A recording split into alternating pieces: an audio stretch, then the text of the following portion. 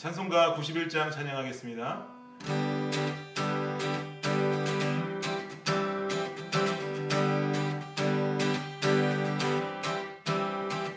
슬픈 마음 있는 사람 예수 이름 믿으면 영원토록 변함없는 기쁜 마음 얻으리. 예수의 이름은 세상의 소망이요 예수의 천국의 기쁨일세. 거룩하신 주의 이름 너의 방패 삼아라. 환난 시험 당할 때에 주께 기도 드려라. 예수의 이름은 세상의 소망이요 예수의 이름은 천국의 기쁨일세. 존귀하신 주의 이름 우리 기쁨 되도다. 주의 품에 안길 때에 기뻐 찬송 부르리. 예수의 이름은 세상의 소망이요 예수의 이름은 천국의 기쁨일세. 우리 갈 길 나간 후에 보좌 앞에 나가 왕의 왕께 경배하며 멸류관을 드리리. 예수의 이름은 세상의 소망이요 예수의 이름은 천국의 기쁨일. 예수의 이름은 세상의 소망이요 예수의 이름은 천국의 기쁨. 마지막입니다. 예수의 이름은 세상의 소망이요 예수의 이름은 천국의 기쁨일세.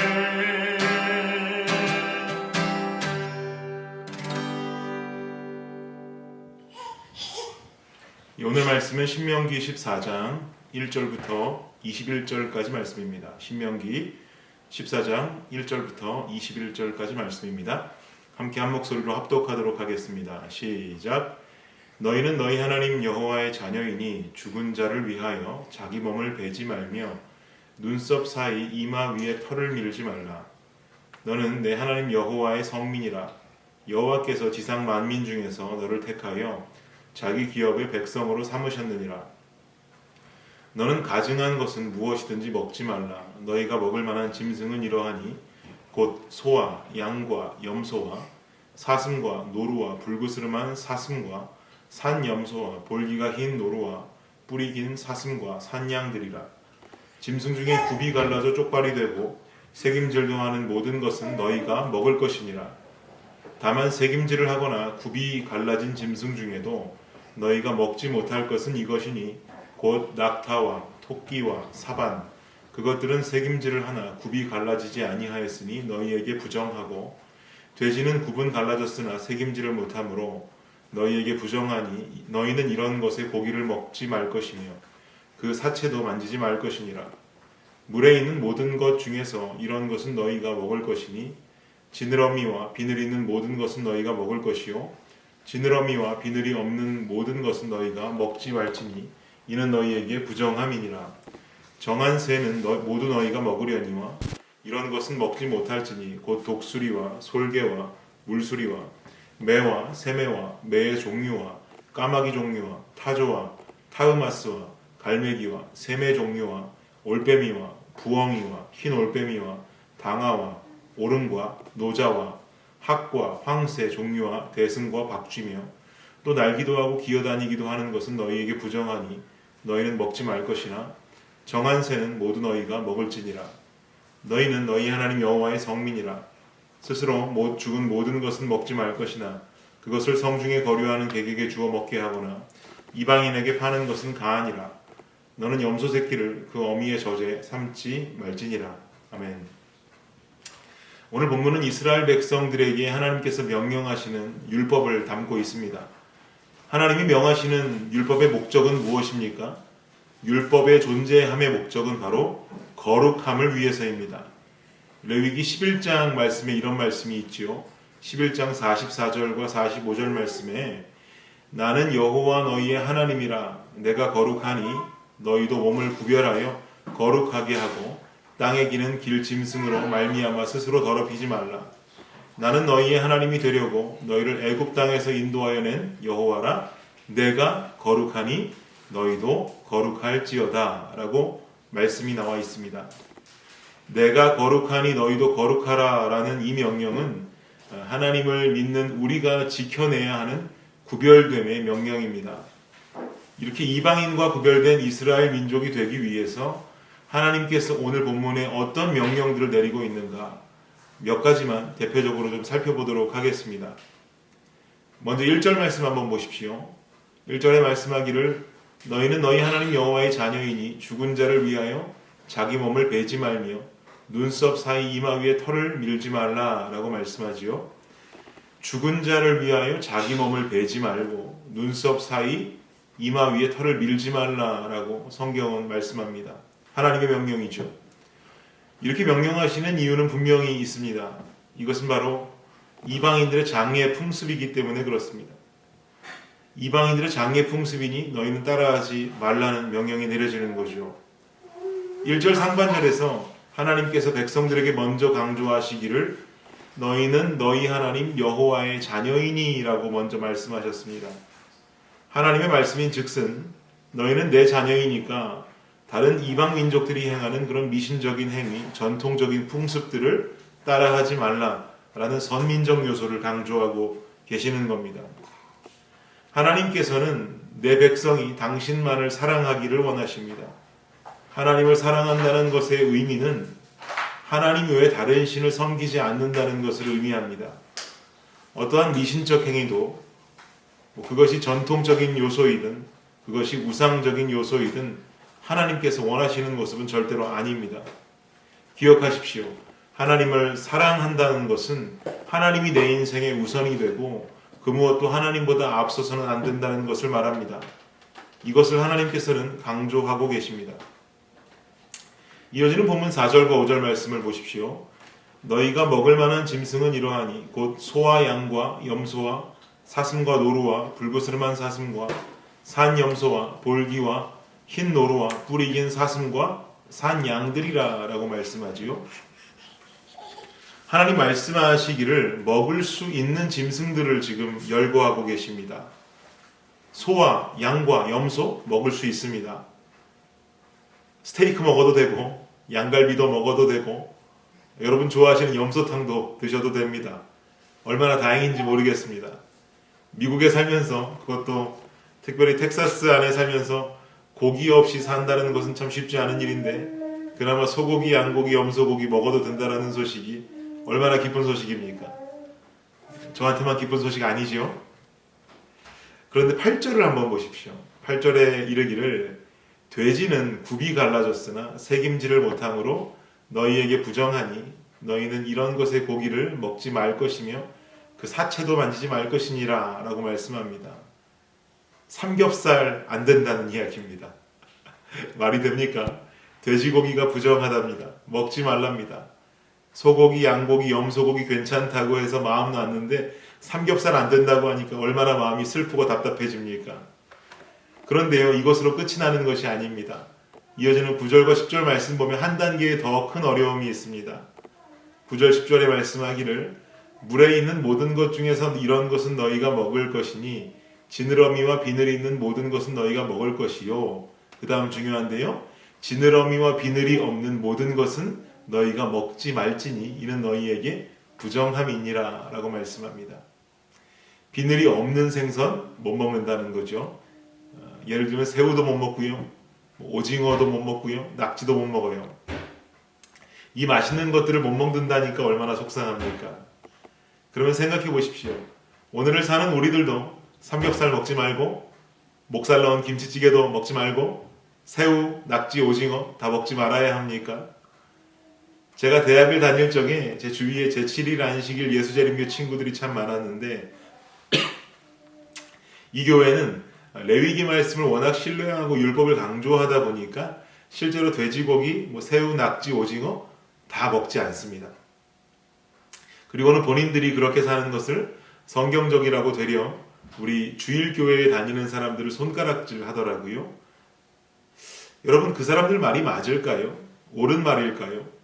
과연 그분들이 성경적인 것이고 우리는 삼겹살 먹고 새우 먹으니까 비성경적인 사람들입니까? 그렇지 않습니다. 오늘을 사는 우리들은 이러한 율법으로 거룩함을 나타내야 합니까? 아닙니다. 오늘을 사는 우리들은 이러한 율법으로 거룩함을 나타내지 않습니다. 돼지고기를 먹지 않고 새우를 먹지 않는다고 누군가를 거룩하다라고 말할 수 있겠습니까? 그럴 수 없지요. 그러면 당시 이스라엘 백성들보다 우리는, 지금을 살아가는 우리는 거룩함을 지키기 좀 더 쉬운 세상을 살아가는 것일까요? 그것 또한 그렇지 않습니다. 거룩함이라고 하는 것은 하나님의 성품을 기인합니다. 거룩함은 하나님의 성품이라는 말입니다. 인간에게 존재할 수 있는 성품은 아닙니다. 그러면 하나님의 성품을 닮아야 거룩함을 나타낸다라는 결론에 도달하게 되는데요. 우리는 그 하나님의 성품을 직접 볼 수가 없습니다. 그 성품을 담고 싶어도 보이지 않는 그분의 성품을 어떻게 담고 그분의 대표적인 성품인 거룩함을 우리가 따라서 실천할 수가 있냔 말이죠. 그런데 하나님이라는 절대적인 존재가 이 땅에 육신의 몸을 입고 오신 사건이 있습니다. 약 33년 정도를 이 땅에 계셨었고 그 중에서 약 3년 정도를 공생의 기간이라는 특별한 기간으로 존재하셨습니다. 그분이 누굴까요? 바로 예수 그리스도이십니다. 저는 확신하기를 예수 그리스도께서 성경의 기록을 통해 우리에게 보여주신 공생의 기간의 모습들이 우리가 닮아가야 하는 하나님의 성품이요 거룩함의 실천이라고 저는 확신합니다. 그것을 몸소 육신의 몸을 입고 이 땅에 오신 예수 그리스도께서 우리에게 미리 보여주셨다라는 거죠. 예수님께서는 이런 말씀을 하셨습니다. 여러분 잘 아시다시피 마태복음 16장 24절을 보면 이에 예수께서 제자들에게 이르시되 누구든지 나를 따라오려거든 자기를 부인하고 자기 십자가를 지고 나를 따를 것이니라 라고 명하십니다. 누구든지 나를 따라오려거든 자기를 부인하고 자기 십자가를 지고 따르라고 말씀하십니다.